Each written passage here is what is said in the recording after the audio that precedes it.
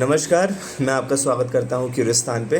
तो पिछले 2-3 दिन से कुछ कानपुर के अंदर ऐसी एक कन्फ्लिक्ट चल रहे हैं। तो वो कन्फ्लिक्ट्स हमने देखे कि आईटीबीपी के एक जवान बेसिकली अपने मदर के एक कटे हुए हाथ के साथ कानपुर के पुलिस कमिश्नरेट जाते हैं और अपनी जो भी बात थी वो पुलिस कमिश्नरेट के सामने रखते हैं और उससे बात नहीं बनती है। और कल हमने देखा कि आईटीबीपी के कमांडेंट साहब अपनी पूरी फोर्स के साथ कानपुर पुलिस कमिश्नरेट का घेराव कर लेते हैं, जो कि मीडिया के अंदर चल रहा था।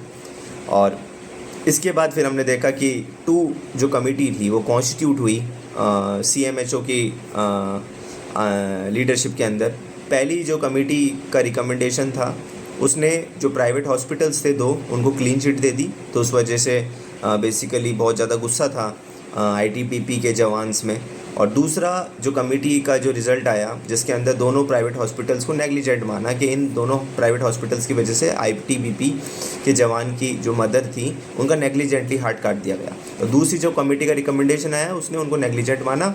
और हमने अभी कल ही देखा कि न्यूज़ में आने लग गया कि दोनों प्राइवेट हॉस्पिटल्स पे एफआईआर लॉन्च हो चुकी है। तो बेसिकली अगर आप देखें तो जो मेडिकल नेग्लिजेंस के जो केस हैं उसका एक अगर आप देखें कि जेनेसिस लीगल कहाँ से आ रहा है तो आप देखेंगे 2005 के अंदर एक जैकब मैथ्यू नामक केस आता है जिसके अंदर ऑक्सीजन सिलेंडर नहीं मिलने के कारण एक पेशेंट की डेथ हो जाती है। और ये केस जब सुप्रीम कोर्ट में जाता है तो सुप्रीम कोर्ट पे जो पिटिशनर थे वो ये रेज़ करते हैं अपनी वॉइस और बताते हैं कि क्योंकि हॉस्पिटल नेग्लिजेंट है तो हॉस्पिटल पे एक एफआईआर लॉन्च होनी चाहिए। और no doubt FIR should not be launch against the hospital, it should also be launch against the doctors. तो सुप्रीम कोर्ट को उस केस के अंदर एक बैलेंस व्यू रखना था और सुप्रीम कोर्ट ने ऐसा किया भी। 2005 के अंदर सुप्रीम कोर्ट ने बोला कि सारे जो नेग्लिजेंस के केस हैं या सारी जो मिस्टेक्स के केस हैं उसको हम क्रिमिनल नेग्लिजेंस नहीं मान सकते पैनल प्रोविज़न के अंदर, क्योंकि अगर हम पैनल प्रोविज़न के अंदर डॉक्टर की सिंगल मिस्टेक को और सिंगल नेग्लिजेंस को अगर हम पैनल प्रोविज़न के अंदर डाल देते हैं तो basically it is giving too much power to the police officer and state to register an FIR and even arrest the doctors who are giving their services. तो सुप्रीम कोर्ट ने एक पूरा का पूरा एक प्रोसेस बताया कि किस तरीके से कोई भी अगर डॉक्टर नेग्लिजेंट होता है या फिर क्रिमिनल नेग्लिजेंट होता है तो कौन सा प्रोसेस आपको फॉलो करना है। तो 2005 के अंदर बेसिकली जैकब मैथ्यू नामक केस के अंदर सुप्रीम कोर्ट ने पूरा का पूरा एक प्रोसेस बताया कि किस तरीके से अगर कोई हॉस्पिटल प्राइवेट हो या गवर्नमेंट हो या किसी डॉक्टर के खिलाफ अगर आपको कंप्लेंट करनी है तो प्रोसेस क्या फॉलो होना चाहिए जिससे कि डॉक्टर्स हॉस्पिटल्स के इंटरेस्ट को विज़ जो पब्लिक के इंटरेस्ट है दोनों को बैलेंस कर देखा जा सके। तो सुप्रीम कोर्ट ने इस जजमेंट के अंदर बताया कि अगर कोई डॉक्टर या हॉस्पिटल नेग्लिजेंट है अपने वर्क के अंदर तो हो सके तो सीएमएचओ के अंडर में या किसी गवर्नमेंट डॉक्टर के अंडर में एक कमेटी कॉन्स्टिट्यूट होगी और वो कमेटी अपनी रिकमेंडेशन देगी कि अगर वो डॉक्टर या हॉस्पिटल नेग्लिजेंट है तो उन पर क्या एक्शन होना चाहिए। अब ये क्यों सीएमएचओ के अंडर में ये काम हो रहा है, क्यों ये डॉक्टर्स के अंडर में काम हो रहा है कमेटी का, क्योंकि डॉक्टर की गलती डॉक्टर ही बता सकता है, एक पुलिस अधिकारी तय नहीं कर सकता है कि डॉक्टर कब नेग्लिजेंट है या नहीं है। उसका सिंपल सा रीज़न ये है क्योंकि डॉक्टर की जो पढ़ाई है या डॉक्टर की जो समझ है वो आम आदमी नहीं समझ सकता। तो it will be very good if that will be decided by the doctor itself. तो सुप्रीम कोर्ट के 2005 का जो जजमेंट था उसने ये चीज़ को क्लियर कर दिया कि डॉक्टर की नेग्लिजेंट या प्राइवेट हॉस्पिटल की नेग्लिजेंट पे no doubt they should be held responsible but there should be a proper process. और 2005 के जजमेंट के बाद सुप्रीम कोर्ट के अलग अलग जजमेंट 3 से 4 जजमेंट्स आए। उन्होंने अलग अलग तरीके से प्राइवेट हॉस्पिटल्स को या गवर्नमेंट हॉस्पिटल्स या डॉक्टर्स हैं उनकी रिस्पॉन्सिबिलिटी को तय किया और एट द सेम टाइम उनके इंटरेस्ट को भी प्रोटेक्ट किया, क्योंकि अगर डॉक्टर पे डायरेक्ट एफआईआर लॉन्च हो जाती है on the basis of the medical negligence तो ये उन डॉक्टर्स जो हैं बेसिकली जो कॉम्पिटेंट हैं और जो बहुत अच्छा कार्य कर रहे हैं ये उनके मोटिवेशन को भी कम कर सकता है और कोई भी इमरजेंसी केस डॉक्टर नहीं लेगा अगर इस तरीके से डायरेक्ट एफआईआर अलाउ कर दी जाए तो बेसिकली हमने देखा कि किस तरीके से 2005 का जो जजमेंट था उसने पूरा प्रोसेस तैयार कर दिया। डॉक्टर अगर नेग्लिजेंट होता है उस पर किस तरीके से एफआईआर दर्ज होगी। और सुप्रीम कोर्ट ने इसी जजमेंट के अंदर एक टेस्ट की भी बात करी जिसका नाम है बोलम टेस्ट। अब ये जो बोलम टेस्ट है ये क्या है बेसिकली, कि बोलम टेस्ट का मतलब है कि if the doctor is following the due process, if the doctor is following the due process while going into the operation, while going to see the patient, so then there will not be any criminal negligence against the doctor.